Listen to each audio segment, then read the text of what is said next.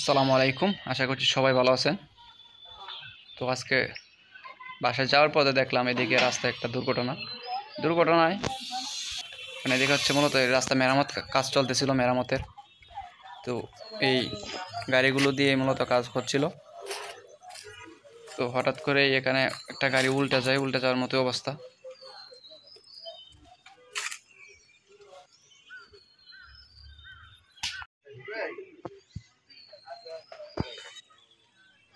তো একটা গাড়ির মূলত এই যে এটা হচ্ছে পাওয়ার টিলারটার চাকাগুলা মাটিতে ডাবে যাচ্ছিল এবং মাটি ছিল খুব বেশি নরম, যে কারণে মূলত এই প্রবলেমটা হয়।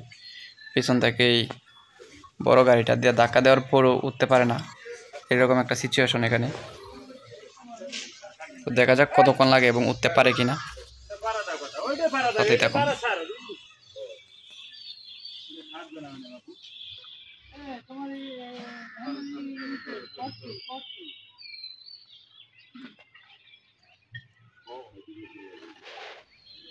মূলত এখানে ড্রাইভার রয়েছে কয়েকজন, তো একজনের পর আরেকজন এভাবে চেষ্টা করতেছিল, কিন্তু কোনোভাবেই এই চাকাটা উঠতেছিল না। যেটা দেখলাম যে একজনে কিছুক্ষণ চেষ্টা করার পরে অপরজন চেষ্টা করে এরকম।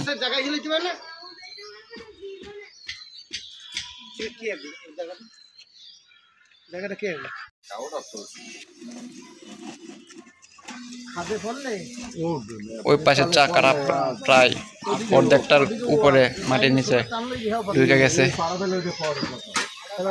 যাই হোক, এভাবে প্রায় অনেকক্ষণ যাবত ওনারা চেষ্টা করার পর আমি যখন চলে আসি তখন মানে সে পর্যন্ত তারা তুলতে পারে না গাড়িটা।